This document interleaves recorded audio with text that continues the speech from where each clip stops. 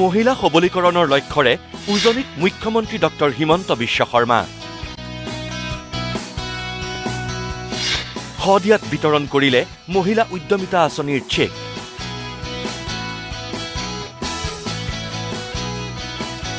২৭,৫৭৩ গৰাকী মহিলাক ১০,০০০ টকাৰ চেক প্ৰদান মুখ্যমন্ত্ৰীৰ।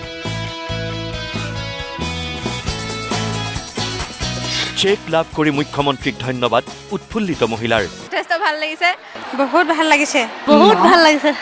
মহিলা উদ্যমিতা আঁচনিলৈ আজি তিনিচুকীয়া জিলাৰ শদিয়াৰ চপাখোৱাত মুখ্যমন্ত্ৰী ডক্টৰ হিমন্ত বিশ্ব শৰ্মা।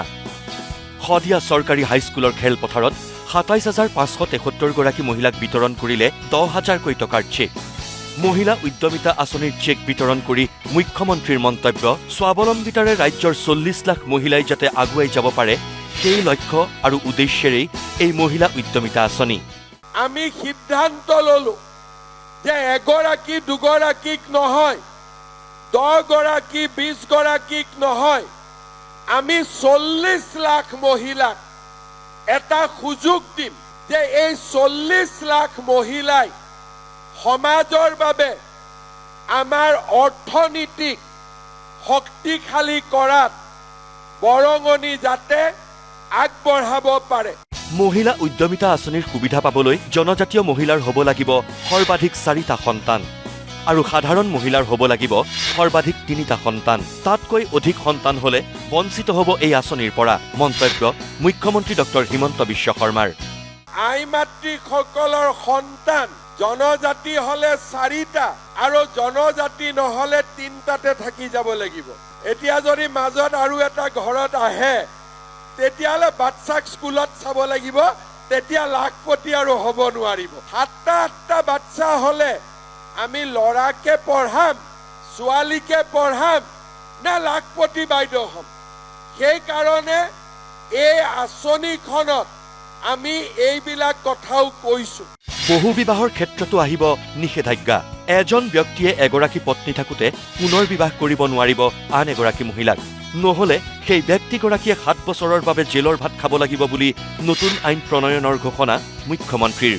আমাৰ মধ্য অসম নামনি অসমত বহুত পুৰুষ আছে এগৰাকীক বিয়া নকৰাই ৪গৰাকীক একেলগে বিয়া কৰা, আৰু ৪গৰাকী ঘৰতে থাকে। কিমান কষ্টত থাকে তেওঁলোকে। সেইকাৰণে এইবাৰ আমি এখন নতুন আইন আনিম যে কোনোবা পুৰুষে এগৰাকী ঘৈণীয়েক থাকোঁতে যদি দ্বিতীয় এগৰাকীক বিয়া কৰাই ৭ বছৰ জেলত থাকিব লাগিব। আমাৰ দৰে কোনো এখন চৰকাৰে কাম কৰিব পৰা নাই বুলি মন্তব্য কৰি ডক্টৰ হিমন্ত বিশ্ব শৰ্মাই ক'লে, আমি নতুন অসমৰ সৃষ্টি কৰিব খুজিছোঁ।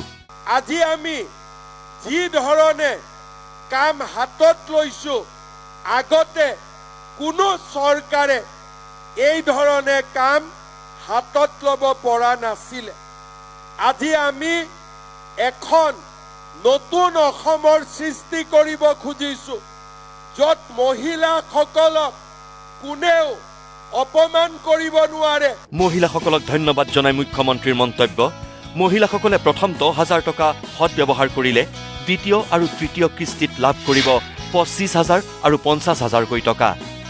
এই ধনৰ উপযুক্ত সদব্যৱহাৰ হ'লে পৰৱৰ্তী কিস্তিত মহিলাসকলে ২৫,০০০ আৰু তাৰ পিছত ৫০,০০০ টকালৈকে পোৱাৰ সুবিধা থাকিব।